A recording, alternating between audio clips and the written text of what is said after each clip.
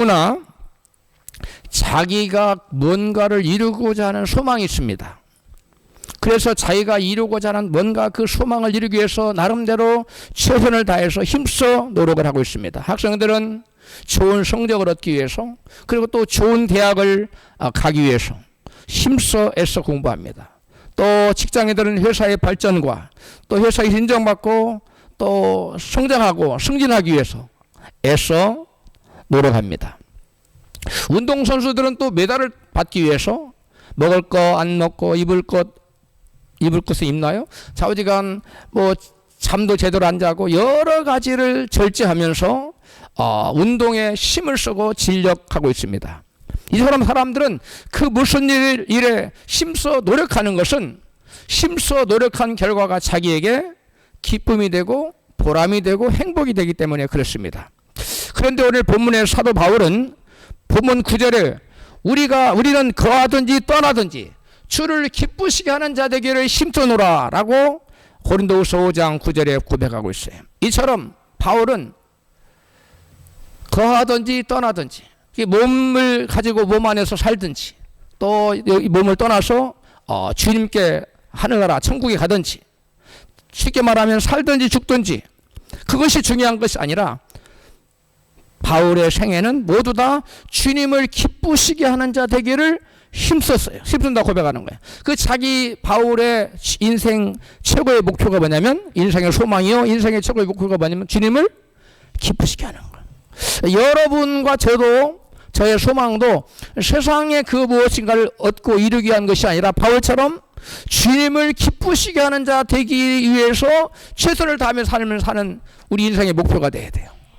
그러한 인생의 목표를 가지고 사는 사람은 여러분 전혀 다른 인생이 됩니다. 여러분이 이만한 것을 원하고 살았을지라도 내가 이만한 것을 원하고 사는 인생의 목표를 두는 것이 아니라 이것은 뒤로 제껴놓고 주님을 기쁘시게 하는 자 되기를 힘써 사는 것을 인생의 목표로 사는 사람은 이만한 게 문제가 아니라 상상할 수 없는 놀라운 결과를 하나님 허락하실 줄 믿습니다.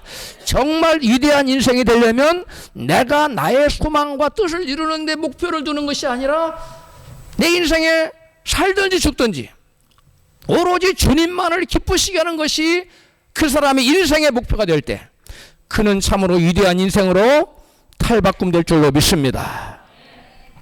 바울은 주님을 기쁘시게 하는 일을 인생의 목표로 삼고 살아간 이유를 이같이 증거해요. 고린도후서 본문 11장 9절로 10절입니다. 시작.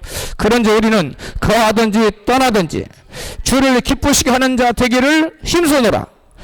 그 이유는 우리가 다 반드시 그리스도의 심판대 앞에 드러나 각각 선악간에 그 몸으로 행한 것을 따라 받으려 함이라. 아멘. 세상 사람들은 세상에 그 뭔가를 얻기 위해서 힘을 쓰는데 바울은 장차 우리가 육신의 장막집에서 떠나가면 하나님의 앞에 그리스도의 심판대, 하나님 앞에 심판대 앞에 서게 될 것을 알고 그 심판대 앞에 가서 잘했다 칭찬받고 이 땅에 생한 모든 것에 대한 하나님 기뻐하시는 삶을 사는 것에 대한 보상이 있고 상이 있는데 그 상을 바라보게 되고 그리스도의 심판대 앞에 설 것을 대비해서 그의 인생의 삶의 목표가 뭐라고요? 살든지 죽든지 오로지 뭐 하는 거예요? 그리스도를 기쁘시게 하는 삶을 살기로 그 인생의 목표를 정한 겁니다. 우리가 세상의 육신을 입고 살 동안에 우리가 행한 모든 일 중에 하나님을 기쁘시게 해드리는 일이 있고 또 하나님을 기쁘시게 해드리지 못하는 일들이 있어요. 그런데 그 중에 우리 하나님의 기쁘시게 해드리는 모든 일에는 뭐가 있다고요? 상급이 있습니다. 보상이 있습니다. 반면에 주님을 기쁘시게 해드리지 못한 일은 누구를 기쁘게 하는 일일까요? 마귀를 기쁘게 하는 일입니다. 그런데 그 일에는 하나님의 준엄한 심판이 따른답니다. 그래서 바울은 내가 살든지 죽든지 그게 문제가 아니고 나는 반드시 육신의 장막집 벗어나 하나님 앞에 심판대 앞에 갈 수 이 땅에 생한 모든 일들이 다 상급으로 되도록 하기 위해서 그의 삶의 목표가, 인생의 목표가 오로지 뭐 하는 거예요? 주님을 기쁘시게 하는. 우리 옆에 계신 분에게 주님을 기쁘시게 하는 것을 당신의 인생의 목표로 삼으십시오.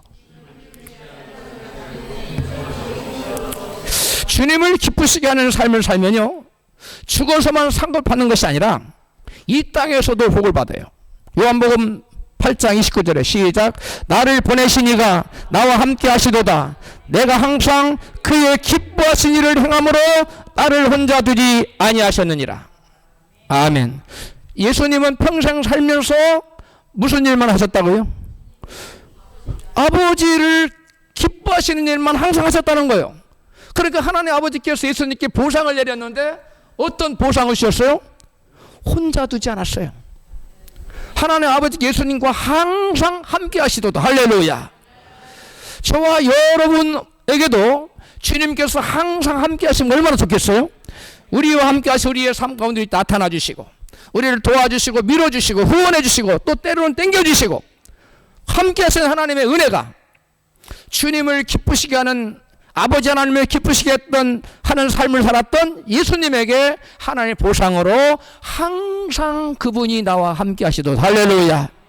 예수님이 이 땅에 오실 때 왜 오셨어요? 저와 여러분의 죄를 지고 우리의 죄를 대신 지고 십자가를 피 흘려 돌아가심으로 우리의 모든 죄를 덮어주시고 우리를 하나님 앞에 죄 없는 자로 서게 하기 위하여 우리의 죄를 대속하시기 이 땅에 오셨어요. 할렐루야. 그것이 다가 아니에요. 예수님이 이 땅에 오신 또 다른 목적이 있는데 그것은 저와 여러분의 인생을 어떻게 사는 것이다 하는 인생의 본을 보여주시기 위해서 오셨는데 여기에 바로 예수님 인생의 본이 나와요. 항상 어떻게 살았어요? 아버지를 기쁘시게, 하나님을 기쁘시게. 우리도 예수님 본을 쫓아서 저와 여러분 삶 전체가 하나님을 기쁘시게 하고 우리 주 예수님을 기쁘시게 하는, 주님을 기쁘시게 하는 삶이 되어야 될 줄 믿습니다. 성경에 보면 잠언에 보면 우리가 하나님을 기쁘시게 하면 우리의 원수까지라도 화목하게 하신다는 거예요. 여러분, 원수하고 화목하기가 쉬워요? 그건 정말 어려운 겁니다. 그래서 우리가 하나님을 기쁘시게 하면, 주님을 기쁘시게 하면 원수까지라도 화목하게 하는 기적이 일어나는 삶을 살게 해주신다는 거예요. 할렐루야. 우리가 주님을 기쁘시게 하는 삶을 살면 하나님께서 항상 함께 해주실 뿐만 아니라 우리의 기도도 여러분 들어주세요. 요한일서 3장 21절입니다. 시작. 사랑하는 자들아, 만일 우리 마음이 우리를 책망할 것이 없으면 하나님 앞에서 담대함을 얻고 무엇이든지 구하는 바를 그에게 받나니, 무엇이든지 우리가 구하는 바를 다 하나님 들어준다는 거예요. 근데 그 이유는, 이는 우리가 그의 계명들을 지키고 그 앞에서 기뻐하시는 것을 행함이라. 하나님 우리의 모든 기도를 들어주신대요. 그런데 그 이유가 뭐냐? 우리가 하나님께서 기뻐하신 일을 행할 때 하나님 우리의 모든 기도를 하는 것마다 족족 들어주신다는 거예요. 근데 하나님 기뻐하시는 것이 뭐라고 여기에 요한일서 요한 사도는 말하고 있느냐? 우리가 그의 계명들을 지키는 것, 우리가 그의 말씀을 지키는 것, 이것이 바로 하나님 앞에서, 예수님 앞에서 우리가 기뻐하시는 것을 행한다는 거예요. 할렐루야. 이렇게 저와 여러분이 하나님의 계명 말씀을 지킴으로 하나님께 기뻐하시는 그러한 삶을 살면 저와 여러분이 통성 기도를 하건 묵상 기도를 하건 금식하며 기도하건 그냥 기도하건 철야하고 기도하건 그냥 밤 거꾸로 자고 기도하던 오래 기도하든 짧게 기도하든 무슨 기도를 하든지 들어 응답을 준다는 거예요. 할렐루야. 우리의 기도는 하나님께 영광을 돌리고 하나님 뜻대로 살기 위해서 기도하는 것도 있지만 또 우리가 우리의 어떤 소원을 응답해 달라는 기도도 있어요. 근데 우리가 기도할 때마다 하나님께서 우리가 기뻐하시는 삶을 살면 우리의 기도를 다 크고 작은 기도를 들어주신다는 거예요. 할렐루야. 저와 여러분이 하나님의 기뻐하시는 삶을 삶으로 말미암아 크고 작은 모든 기도에 족족 은혜 베푸셔서 응답 주시는 놀라운 역사가 있기를 주 이름으로 축복합니다. 할렐루야.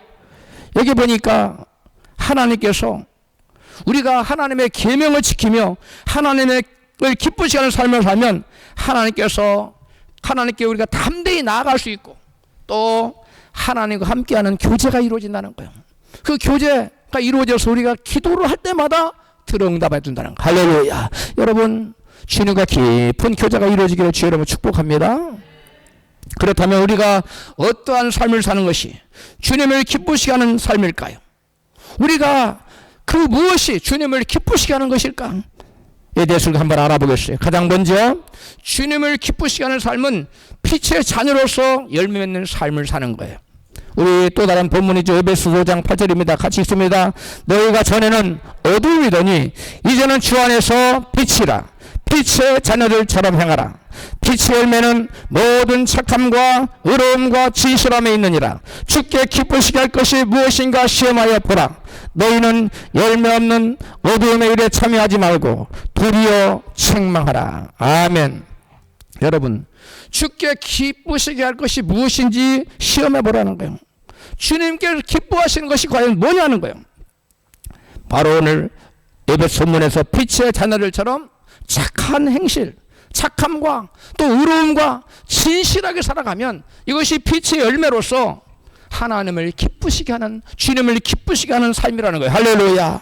그러면서 11절에 너희는 어두움에 열매 없는 어두움의 일에 참여하지 말고 도리어 그 죄짓는 어두움의 일을 책망하라고 말씀해요. 빛의 자녀들처럼 행하여 모든 착함과 의로움과 진실함과 같은 빛의 열매를 맺으면 주님을 기쁘시게 하는 삶이 된다는 거예요. 그래서 주님을 기쁘시게 하는 삶을 살려면 빛의 열매가 없는 어두움의 일에, 즉 죄 짓는 일에 너희가 동참하면 안 된다는 거예요. 주님을 기쁘시게 하려면 빛의 자녀로서 선한 열매를 맺어야 된다고 바울은 골로새서에서 말씀해요. 골로새서 1장 10절입니다. 시작. 주께 합당히 행하여 범사에 기쁘시게 하고, 누구를 기쁘시게 하라는 거예요? 하나님을 기쁘시게 하라는 거예요. 하고 모든 선한 일에 열매를 맺게 하시며 말씀하고 있어요. 우리가 하나님을 기쁘시게 하려면 모든 선한 일에 뭐 해야 돼요? 열매를 맺어요. 선한 열매, 빛의 열매를 맺어야 된다는 거예요. 응? 범사에 하나님께 합당한 삶을 삶으로 빛의 열매를, 다른 말로 선한 열매를 맺어서 하나님을 기쁘시게 할 수가 있다는 것이에요. 예수님은 빛의 자녀로서 빛의 열매인 착함의 열매를 맺는 것이 하나님을 기쁘시게 되는 삶이라고 이같이 말씀해요. 마태복음 5장 16절 시작. 이같이 너희 빛을 사람에게 비추게 하여 저희로 너의 착한 행실을 보고 하늘에 계신 너희 아버지께 영광을 돌리게 하라. 너희 빛을 사람에게 비추라는 거예요. 어떻게 비춰요? 우리가 착한 행실을 하는 것이 세상 사람들 볼 때 빛을 비치는 거예요. 그것을 보고 세상 사람들로 하여금 하늘에 계신 아버지께 뭘 돌리게 하라고요? 영광을 돌리게 하라는 거예요. 할렐루야. 우리가 착한 행실로 빛의 열매를 맺고 살아감으로써 그것이 하나님께 영광 돌리는 것이 되는데, 그것이 바로 주님을 기쁘시게 하는 거예요. 할렐루야. 아마 주는 나의 피난처라는 책을 쓴 코리텐 붐 여사에 대해서 아마 거의 대부분 들어보셨을 거예요. 2차 세계대전 당시에 독일 사람들이, 독일 나치가 유태인들을 아주 심하게 핍박했죠. 그때의 네덜란드 사람인 이 코리텐붐 여사 가족이 유대인들을 자기 집에 숨겨진 제목으로 가족 모두가 붙잡혀서 체포되어 가지고 강제 수용소에 갇혔습니다. 그 강제 수용소에 그 얼마나 혹독한 그 악랄함게 괴롭혔던지 어머니와 언니는 수용소에서 죽임을 당했어요. 살아남지 못했어요. 못 돌아왔어요.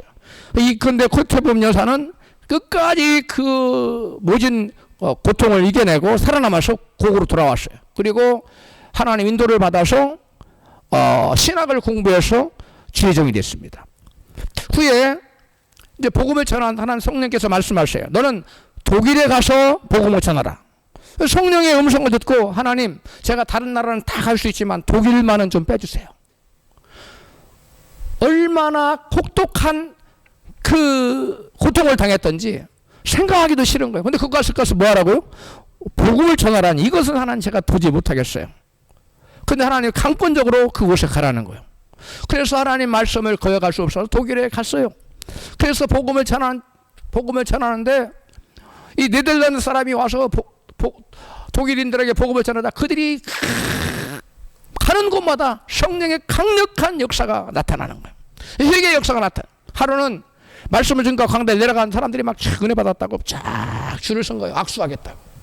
그런데 쭉 악수를 한다고 어느 남자가 뚜벅뚜벅 걸어오는데 심장이 멎고 피가 거꾸로 솟는 것 같아. 몸이 바들바들 떨리고. 누굴 만났느냐? 자기 언니를 강간해서 죽인. 그리고 그 수용소에 갇힌 독일 여성들을 전부 다 빨가벗겨서 새벽에 그 추운 영하의 날씨에 바깥에 세워놓고 이루 말할 수 없는 고문을 가한 그 장군인 간수장, 이 사람이 와서 악수를 하자고 청하는데 심정이 발랑거리고 피가 거꾸로 쏠 것 같은데, 주님, 저는 저 사람을 하나님께서 벼락을 내리시기 전에는 도저히 용서할 수 없습니다. 주님 말씀하세요. 사랑하는 딸아, 내가 나를 십자가에 못 박고 머리에 가시벌레가 썰어 침 뱉고 모욕한 그들을 다 용서해 줬지 않느냐? 너도 나처럼 저자를 용서해 주거라. 할렐루야. 그래서 말했어요. 주님, 저 힘으로는 도저히 안 돼요. 힘을 주세요. 마음속으로 계속 기도를 하는 겁니다. 그래도 성령의 강한 능력이 임했어요. 그래서 자기도 모르게 그 딱 차례가 됐는데 손을 내밀고 그를 용납했어요. 할렐루야. 받아주고 용서했어요. 용서해주고 그를 위해서 손을 붙잡고 간절히 이 영혼 구원받게 해달라고 기도했습니다. 기도해줬습니다. 그때 그 여사의 마음속에 쓰라린 원한의 상처가 맺혀 있었는데 그것이 다 치료받고 해결됐어요. 할렐루야. 그 후로 이 코리텐봄 여사가 세계 각국에 돌아다니며 사랑과 용서를 힘있게 전할 수 있는 그 결정적인 계기가 됐다는 거예요. 여러분, 용서에는 힘이 있습니다. 여러분도 성령의 능력으로 여러분 마음에 응어리지게 만들고 도저히 용서할 수 없는 사람을 내 힘으로는 안 되지만 성령의 능력으로 용서하기를 주 여러분 축복합니다. 이 코리텐봄 여사에게 가장 신앙적으로 영향을 끼친 사람이 있어요. 그분이 바로 누구냐? 바로 코리텐봄 여사의 아버지, 친아버지. 그 아버지 이름이 캐스트 텐붐이에요. 코리텐붐이고 성씨가 텐붐 같아요. 캐스트 텐붐인데 그 아버지는 뭘 했느냐? 가난했어요. 영세한 조그마한 시계 가게를 하고 있었어요. 하루는 한 손님이 들어와서 고급 시계를 찾는 겁니다. 그래서 그 아버지가 이 가게에서 제일 좋은 시계를 내려오니까 최고급 시계를 내놨어요.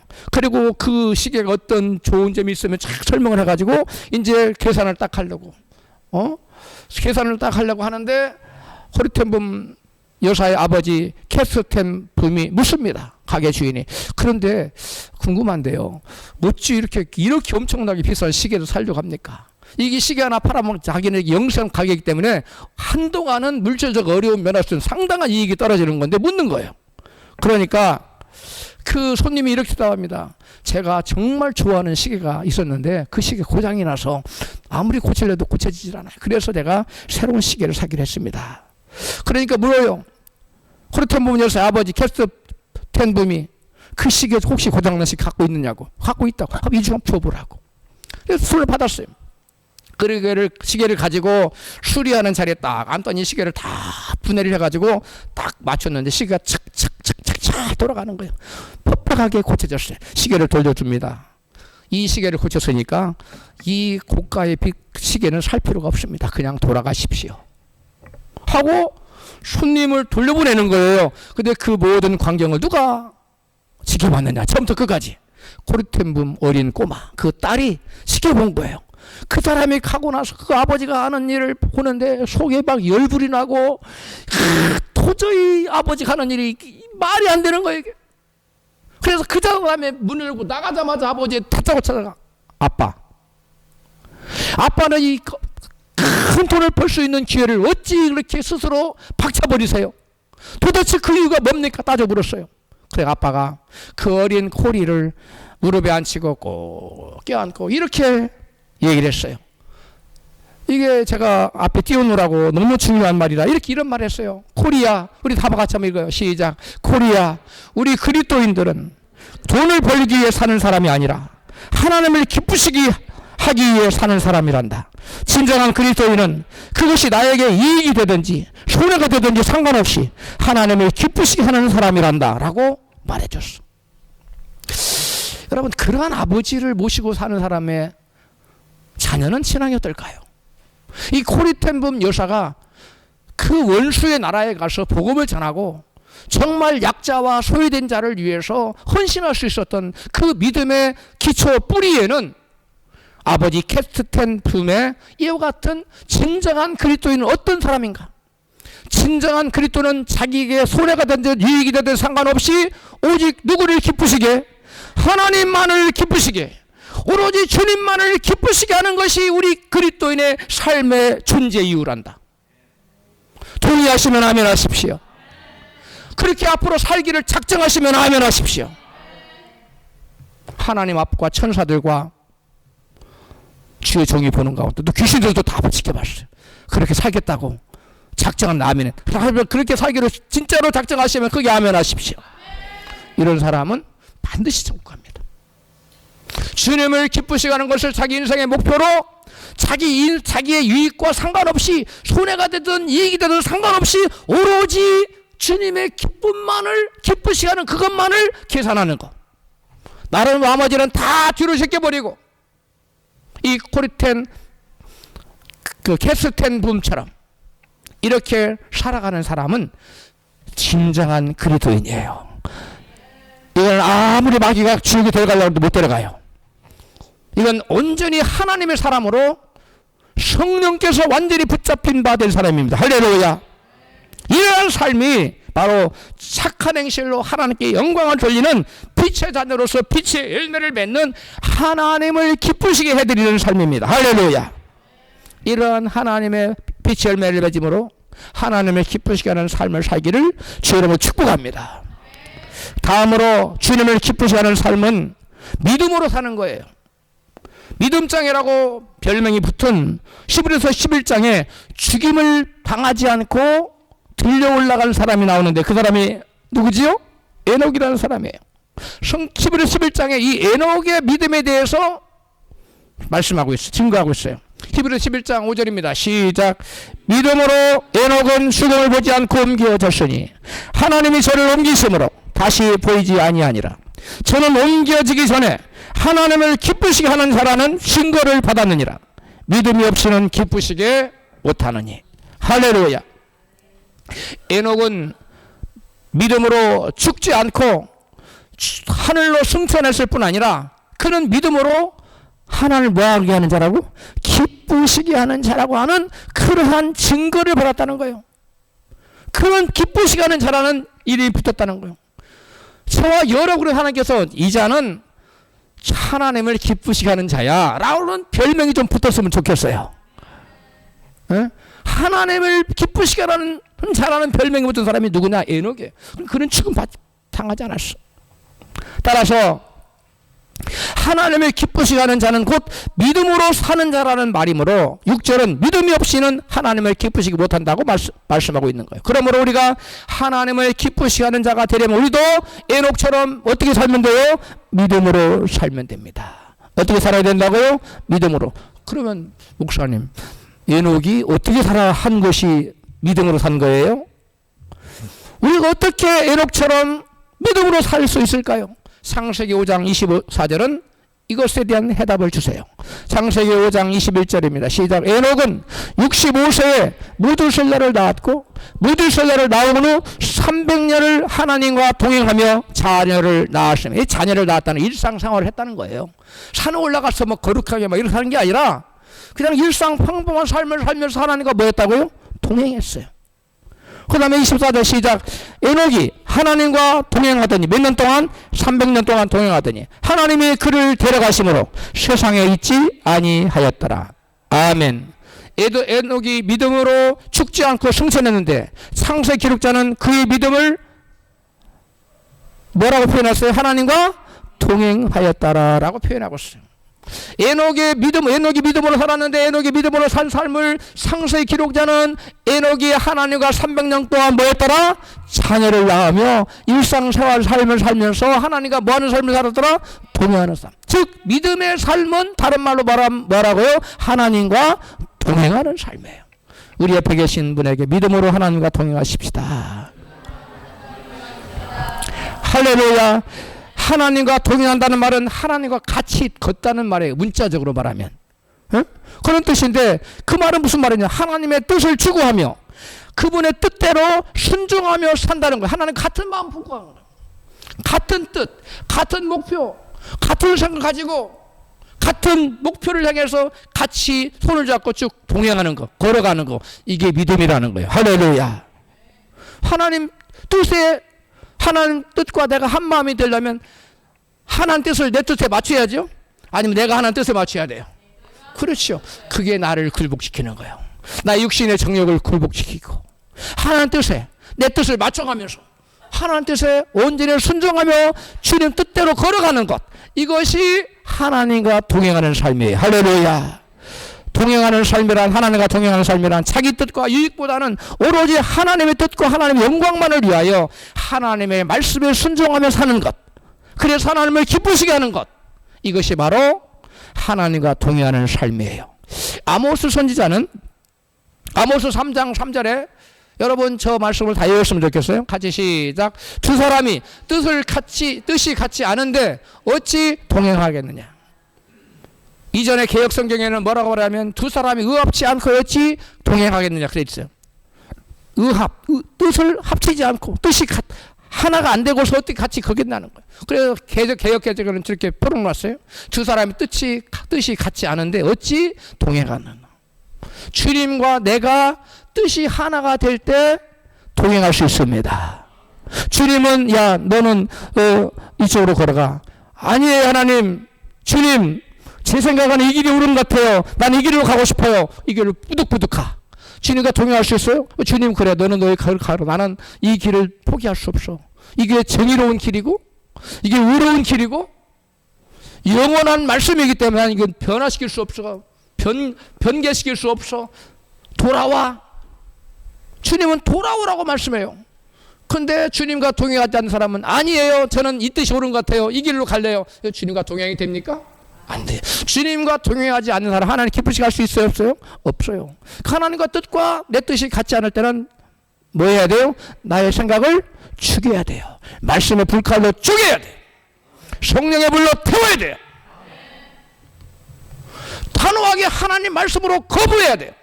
그리고 하나님 말씀을 붙잡고 나아갈 때 주님과 동행하는 삶이 되고 그 삶을 하나님께서 기뻐 받으시는 하나님의 기쁘시게 하는, 주님을 기쁘시게 하는 삶이라는 거예요. 할렐루야.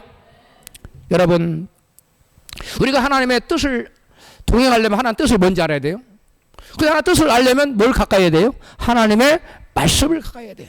하나님 말씀을 읽기를 가까이 하고 하나님 말씀 설교 말씀 듣기를 가까이 하고 자주 하고 또 하나님 말씀 묵상하기를 저기 하고 하나님 성경 공부도 자주 하고 이렇게 계속 하나님 말씀을 친근히 하고 가까이 해야 하나님 뜻을 알 수 있어요. 하나님 말씀 멀리해. 하나님 말씀 듣기도 싫어해. 근데 하나님 뜻을 알고자 해. 그건 어림없는 일이에요. 그건 불가능한 거예요. 하나님 뜻을 알려면 끊임없이 하나님의 뜻이 담긴 하나님 말씀 읽기와 말씀 듣기와 또 말씀 공부와 이 말씀으로 계속 같이 해야 돼. 할렐루야. 왜 그래요? 하나님이 곧 말씀이거든요. 말씀이 곧 하나님이고. 그러니까 말씀 속에 하나님 뜻이 담겨 있어요. 그리고 하나님 말씀을 여러분 등한히 하고서는 결코 하나님 뜻을 알 수 없고 하나님 뜻을 모른 채로는 하나님과 동행할 수 없어요. 하나님 분명히 이 길로 가기를 원하는데 내가 아무리 생각해봐도 이 길로 가는 거 모를 것 같아. 하나님 어느 게 하나님 뜻이에요? 여러분 아무리 기도해도 하나님 말씀을 너무 멀리하고 설교 말씀 멀리하고 하는 사람은 하나님 뜻이 분별이 안 와요. 여러분 영적인 분별력이 어디서 온지 아십니까? 말씀에서 와요. 말씀을 가까이 하십시오. 말씀을 가까이 하는 자에게는 뭐 딱 들어보면 아하 이거는 하나님 말씀 위배되네. 기도해봐가지고 이게 그게 아니에요. 그 이단될 수 있어요. 여러분 그러면 하나님 말씀을 주의 깊게 친근히 하고 가까이 하는 여러분 되시기를 축복합니다. 할렐루야. 여러분 당대의 최고의 성경 주석가로 평가받았던 알렉산더 맥클레런 박사는 당신이 그 위대한 성경 주석가가 될 수 있었던 원인이 어디에 있다고 생각합니까? 뭐라고 대답했냐면요. 저는 남다른 하나의 변함없는 습관이 있습니다. 그게 뭡니까? 저는 오로지 하루에 1시간은 오로지 하나님과 함께하는 시간을 갖습니다. 그게 습관이 되어 있습니다. 저의 삶에. 그게 뭐냐? 그는 하루에 오전 9시에서 10시까지 시간을 딱 정해놨어요. 어떤 일도 안 하는 거예요. 그 자기 소재에 들어가서 오로지 자기 무릎에 큰 성경을 펴놓고 설교 준비를 위해서도 아니고 신학생들을 가르치기 위해서 성경 연구를 하는 것도 아니에요. 오로지 하나님 뜻을 발견하기 위해서 하나님과 동행하는 시간을 갖는 따로 떼놓은 시간이 있었어. 계속 그 삶을 사는 거예요. 그러니까 그에게 하나님께서 영감 풀어넣어 성경을 볼 때 깨닫는 영을 주신 거예요. 할렐루야. 그 당대의 최고의 성경 주석가가 될 수 있었다는 거예요. 할렐루야. 여러분과 저도 하나님과 이렇게 말씀을 묵상하고 읽고 말씀을 깊이 연구하고 하나님의 이 뜻이 뭡니까 물어보고 하는 하나님과 동의하는 시간을 이 맥클러런 박사처럼 떼놓고 산다면, 구별해놓고 산다면 하나님께서 그에게 영감 보는 하나님의 깊은 뜻을 알 수 있는 그러한 은혜를 베풀어 줄 줄로 믿습니다. 하나님 뜻을 안다고 다 하나님 말씀에 순종해서 하나님 동행하지는 않아요. 뜻을 알아도 자기 정욕이 앞세워서 하나님 뜻과 반대되는 동행하는 길이 아닌 부동하는 다른 길로 갈 수 있어요. 그것을 죽이기 위해서 우리는 뭐 해야 되냐면 기도해야 돼요. 기도할 때 그에게 성령께서 네가 하나님 뜻을 알았잖아. 이제 그러니까 내가 힘줄 테니까 하나님 뜻대로 걸어가 라고 우리에게 힘주시는 성령님이 우리에게 임하셔야 돼요. 할렐루야. 그래서 말씀만 있어서는 안 돼요. 말씀과 더불어 기도할 때 성령께서 우리에게 임하셔서 우리가 하나님 말씀을 뜻을 알고 그 뜻대로 걸어갈 수 있는, 동행할 수 있는 능력을 주셔서 그렇게 살아갈 때 그러한 삶이 하나님을 기쁘시게 하는 삶이라는 걸 믿으시면 아멘 하십시다. 하나님 기쁘시게 하려면 에녹처럼 믿음이 있어야 됩니다. 히브리서 11장 6절입니다. 시작. 믿음이 없이는 기쁘시게 못하나니 하나님께 나아가는 자는 반드시 그가 계신 것과 또한 그가 자기를 찾는 자들에게 상 주시는 이심을 믿어야 할지니라.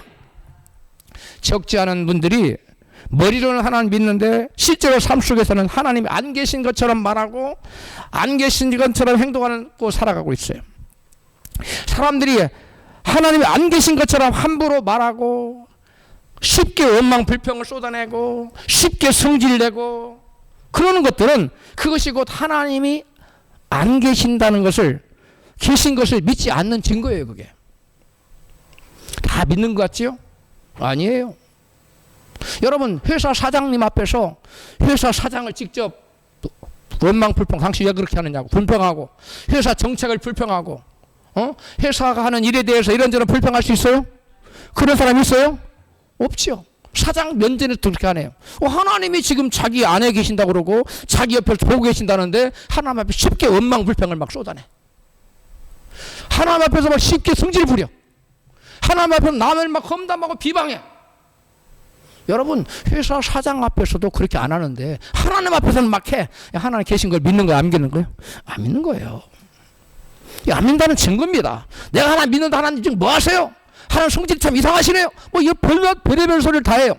하나님 안 믿는 거예요. 이거 안 믿는다는 증거입니다. 여러분 하나님 계신 것을 믿으라는 거예요. 아멘. 믿음이 없이는 하나님 기쁘시게 못하는데 하나님께 나아간 자는 반드시 누가 계신 것을 믿으라고요? 계신 것, 내 앞에 계신 것, 앞에 보고 계신 것 믿으라는 거예요. 근데 안 믿으니까 막말하는 거예요. 왜 성경이 이런 말을 써놨을까요? 왜 하나님 계신 것 다 믿는 것 같은데 이런 말을 써? 사람들이 안 믿으니까 하나님 안 계신 것처럼 생각하고 말하고 행동하는 이런 말을 써놓은 거예요. 그 다음에 또한 그가 자기를 찾는 자들에게 뭐하는 이심을 믿어야 할지니라. 상 주시는 이심을 믿으면 지금 헌신해요. 지금 씨앗 뿌립니다. 금방 상을 안 줘도 참고 기다립니다. 근데 그것이 없기 때문에 심지 않고요, 또 심어놔도 금방 안 주다고 원망 불평해요.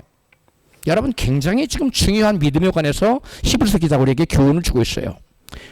여러분 그러므로 저와 여러분이 하나님 앞에서 하나님이 나를 지금 불꽃 같은 눈으로 살펴보시고 피부를 살피시고 생각을 살피시고 말을 지켜보시고 행동을 달아보시고요. 그 하나님 앞에서 여러분 믿음이 통과돼야 돼요. 할렐루야. 많은 예수 믿는 사람들이 회사 사장 앞에서 하지 않을 행동들을 하나님 앞에서 막 해요. 그럼 자기 하나님 믿는데, 그런데 하나님이 내가 믿는 복을 안 주니? 안 믿으니까 안 주지요. 여러분 하나님 믿으십시오. 하나님 계신 것을 믿으십시오. 행동으로 인정하십시오. 입술로는 시인해요. 근데 행동으로 거부하는 거예요. 이스라엘 백성들에게 40년 광야 연단을 허락하신 이유가 이유를 여호와는 이같이 말씀하셨어요. 신명기 8장 3절입니다. 시작. 너를 낮추시며 너로 줄이게 하시며 또 너도 알지 못하며 내 열조도 알지 못하던 만나를 내게 먹이신 것은 사람이 떡으로만 사는 것이 아니요 여호와의 입에서 나오는 모든 말씀으로 사는 줄을 너로 알게 하려 하심이니라. 아멘. 하나님께서 이스라엘 백성 40년 동안 연단한 이유가 뭐라고요? 떡으로만 사는 법이 있는 것이 아니라 또 어떤 법도 있다? 말씀으로 사는 법도 있다는 거예요. 여러분, 말씀으로 사는 법이 있다는 건 뭐예요? 말씀, 성경에 기록된 말씀대로 된다는 사실을 믿고 사는 것. 이것을 알게 하라는 거예요. 알게 하려는 거예요.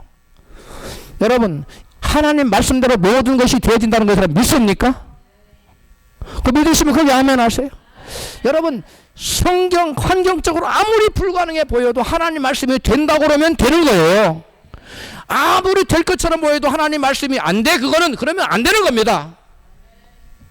그것을 하나님께서 깨닫게 하시기 위해서 40년 광야 연단을 하신 거예요. 여러분에게 광야 연단이 있다면 여러분으로 하여금 하나님께서 하나님 말씀을 온전히 뭐하라는 거예요? 믿으라는 거예요.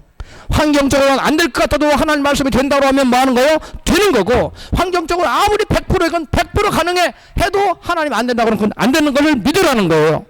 할렐루야. 여러분, 하나님께서 40년 광야 연단을 하신 것은 말씀으로 사는 법을 여러분 가르치는 거예요. 모든 말씀으로 사는 것. 근데 말씀으로 사는 것은 무엇을 말하는 거냐? 말씀대로 된다는 것을 믿으며 살아라는 거예요. 이해 갔어요? 말씀으로 사는 법을 몇 년 가르쳤다고요? 40년. 근데 말씀으로 산다는 것은 무슨 말이에요? 모든 것이 무엇대로 된다?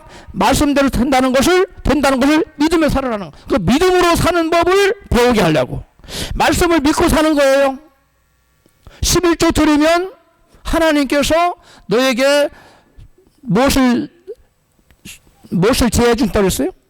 황충을 금해 준다. 그 황충 금해 주는 거예요. 돈이 여리로 안 나가요.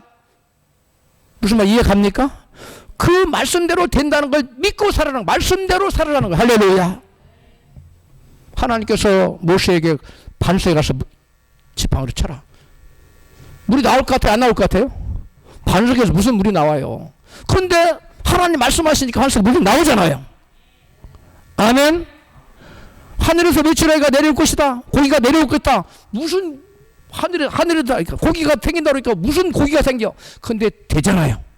말씀대로 되는 것을 믿으라는 거예요. 그걸 하나님이 40년 가르쳤어요. 오늘날도 마찬가지예요. 여러분 가운데 광야에 있는 분들은 다 하나님 말씀대로 되는 것을 안 믿기 때문에 그걸 믿고 살으라고 광야로 뺑뺑이 돌리는 거예요. 할렐루야. 사랑하는 성도 여러분, 믿음이 없이는 믿음으로 살지 않고 여러분 결코 주님을 기쁘시게 해드릴 수가 없어요. 믿음으로 산다는 것은 하나님 뜻을 알고 그 뜻에 순종하며 하나님과 동행하는 삶이며 말씀을 믿고 의지하여 하나님의 능력으로 사는 거예요. 믿음으로 산다는 것은 내 뜻과 내 방법과 내 능력으로 사는 것이 아니라 하나님 뜻과 하나님 방법과 하나님의 능력으로 하나님과 연합해 사는 거예요. 할렐루야. 그게 믿음으로 사는 거예요. 그 믿음으로 사는 삶이 하나님 뭐하게 하는 삶이다? 기쁘시게 하는 삶. 믿음으로 살지 않잖아요. 내 능력으로 살려 하는 기쁘시게 하는 자가 아니에요. 마지막입니다. 마지막으로 주님의 기쁘시게 하는 삶은 육신대로 살지 않고 성령을 따라 사는 거예요. 육신대로 육신의 정욕을 쫓아 사는 삶과 성령을 따라 사는 삶은 근본적으로 그 사고방식에서부터 생각에서부터 차이가 나요. 로마서 8장 5절입니다. 시작. 육신을 쫓는 자는 육신의 일을, 영을 쫓는 자는 영의 일을 생각하나니 육신의 생각은 사망이요 영의 생각은 생명과 평안이니라. 육신의 생각은 하나님과 원수가 되나니 이는 하나님 법에 불복치 아니할 뿐 아니라 할 수도 없음이라. 육신에 있는 자들은 하나님을 기쁘시게 할 수 없느니라. 아멘. 육신에 있는 자는요, 자기 육신의 욕심을 이루기 위해서 육신적인 일을 생각해요. 그리고 그것을 추구해요. 그리고 사망과 죄와 사망의 법에 이끌려 살아가요. 육신의 생각을 쫓는 사람은 죄와 사망의 법에 이끌려 살기 때문에 하나님 말씀을 거역하며 살다가 결국 어디에 이르러요? 사망에 이르러요. 지옥에 가는 거예요. 육신의 생각을 쫓아 육신의 정욕대로 정욕을 추구하며 죄와 사망의 법에 이끌려 사는 자들은 결코 하나님의 기쁘시게 하는 삶을 살 수 있어요? 없어요. 반면에 육신의 생각과 육체의 정욕을 죽이고 성령의 생각을 따라 사는 사람은 생명과 평안을 얻는다고 말씀해요. 로마서 8장 5절입니다. 시작. 육신을 쫓는 자는 육신의 일을, 영을 쫓는 자는 영의 일을 생각하나니 육신의 생각은 사망이요 영의 생각은 생명과 평안이니라. 성령으로 거듭난 성도라 할지라도 여전히 우리는 육신 안에 살고 있어요. 그렇기 때문에 끊임없이 육체의 욕망이 우리를 유혹하고 있는 거예요. 다 누구나 육체의 유혹을 받아요. 아무리 거룩한 사람, 아무리 기도 많이, 아무리 성경 말씀으로 살아도 계속 뭘 받아요? 죄의 유혹을 받아요. 육신의 정욕을 쫓아 살아가는 계속 유혹을 받는 거예요. 그러나 우리가 그 육신의 정욕을 이기려면 어떻게 되느냐? 성령을 따라 살면 돼요. 그 성령을 따라 살면 성령께서 우리에게 분별력을 줘요. 영적인 분별력을 줘요. 그리고 육체의 욕망을 이끌 수 있는, 육체의 욕망을 밀어낼 수 있는, 그 죄욕을 이길 수 있는 힘을 주시는 거예요. 누가요? 성령. 그래서 우리 하나님은 우리가 육체 욕심에 끌려 살다가 사망에 이르지 않도록 하시려고 성령을 따라 행하라 라고 말씀하세요. 다 같이 시작. 성령을 따라 행하라. 하나님께 속한 신령한 사람은 육에 속한 사람과 삶의 가치관과 세상을 보는 그 눈, 즉 세계관이 여러분 전혀 다를 수밖에 없어요. 하나님께 속한 사람, 성령의 사람은 온유와 겸손과 사랑과 순종으로 하나님의 기쁘시게 하는 참다운 그리스도인으로서의 삶을 살아가요. 그러나 육에 속한 사람은 자신의 육체의 정욕을 이루기 위해서 마귀의 유혹을 받아서 죄와 사망의 법에 이끌려 살아가요. 우리가 성령을 따라 살면 하나님의 뜻을 깨닫는 성령께서 은혜를 주시고 또 죄의 유혹을 이길 수 있는 하나님의 기쁘시게 살 수 나갈 수 있는 그러한 능력을 베풀어 주세요. 누가요? 성령께서. 죄를 이길 수 있는 능력. 하나님 뜻대로 뜻을 알았어요? 말씀을 많이 했어? 근데 죄를 이길 수 있는 능력이 없으면 안 되잖아요. 그때 능력을 부어주시는 것도 성령님이에요. 할렐루야. 성령을 따라 사는 삶은 하나님 뜻을 존중하고 그 하나님 뜻에 순종하고 따르는 삶으로 하나님 편에 서 있는 삶이고 하나님 중심적인 삶이에요. 여러분 하나님 중심적인 삶을 살기 바랍니다. 그런가 하면 그 반대인 육신을 따라 살아가는 삶이 있는데 육신을 따라 사는 자는 하나님을 결코 기쁘시게 할 수가 없어요. 이 육신의 삶은 하나님을 떠난 삶이에요.